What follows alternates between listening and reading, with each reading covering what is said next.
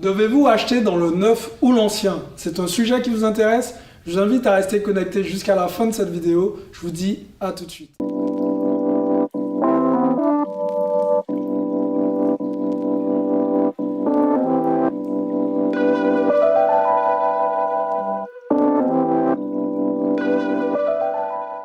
Salut à tous, je suis Xavier Prétérich, je suis l'auteur du livre Car Parking. Je suis aussi investisseur immobilier millionnaire et tous les jours, j'accompagne des investisseurs à acheter des immeubles de rapport, qu'ils soient néophytes, confirmés et tout simplement ça les aide à passer au niveau supérieur.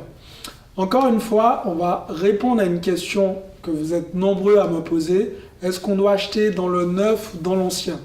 J'ai envie de vous dire, tout dépend de votre projet final. Quel va être votre objectif? Si pour vous, votre seul objectif, c'est d'avoir votre résidence principale et que l'immobilier, ça vous passe par-dessus la tête, j'ai envie de vous dire, allez-y, foncez. Je ne pense pas que vous allez perdre trop d'argent. Encore une fois, tout dépend dans quoi vous voulez investir. Si vous voulez investir dans tout ce qui est Pinel, Borloo et tous les noms, en fait, c'est assez marrant parce que j'ai l'impression qu'à chaque fois qu'il y a quelqu'un qui est au pouvoir, ben, cette personne veut un truc à son nom, donc ils inventent une loi, Pinel, Borloo, vous avez compris l'idée en fait. Et pourtant, derrière ça, il se cache un vrai problème.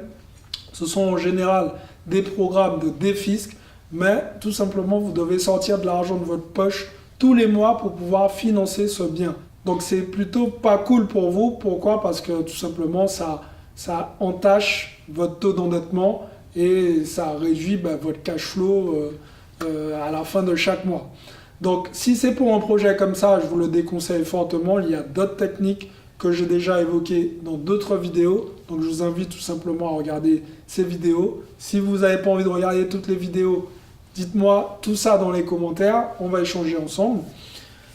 Donc maintenant on va passer au côté ancien. Pourquoi vous devez tout simplement acheter dans l'ancien? Moi c'est ce que je vous recommande. Encore une fois, ça ne veut pas dire que vous n'allez pas avoir de problème. Ça ne veut pas dire que vous n'allez pas payer plus cher. C'est à vous justement de faire attention à ce genre de choses. En contrepartie, cette grosse différence qu'il y a entre l'ancien et le neuf, si je dois faire une petite comparaison qui n'a rien à voir, mais pour imager un peu le truc, ça veut vous dire que si vous achetez une voiture neuve, vous l'aurez compris, une fois que vous sortez du concessionnaire, elle perd une grosse partie de sa valeur. Pour l'immobilier, c'est pareil. Quand vous achetez un logement dans le neuf, une fois que vous avez pris les clés, que vous avez possédé ce bien, si vous voulez revendre ce bien dans la foulée, ce bien perdra forcément de la valeur, tout simplement parce que le bien il sera plus neuf, ça restera un bien d'occasion. Vous serez peut-être l'heureux propriétaire en premier, mais ce sera plus du neuf. Donc il perdra forcément de sa valeur. Et un truc que j'ai remarqué aussi, dans tout ce qui est dans tous les programmes qu'on peut trouver dans le neuf, les prix sont vraiment très élevés. Voire ils exagèrent même au niveau de certains prix.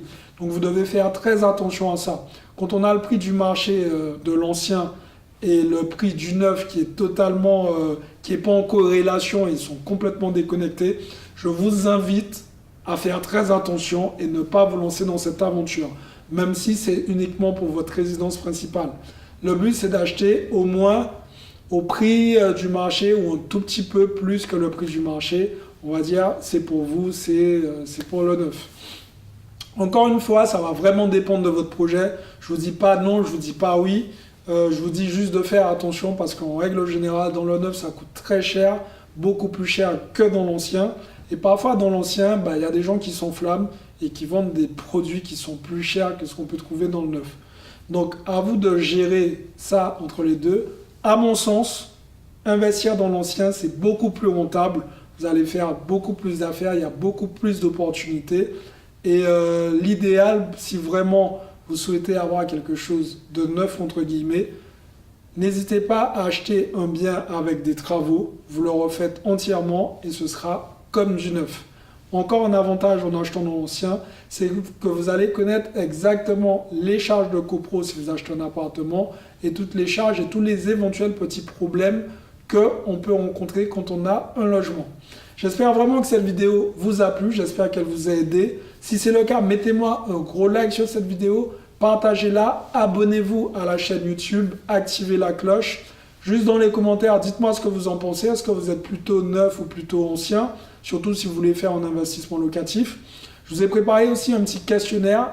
Remplissez ce petit questionnaire, comme ça moi, je vous fais un petit bilan personnalisé et je vous aide à faire comme les autres entrepreneurs que j'ai déjà aidés à passer au niveau supérieur.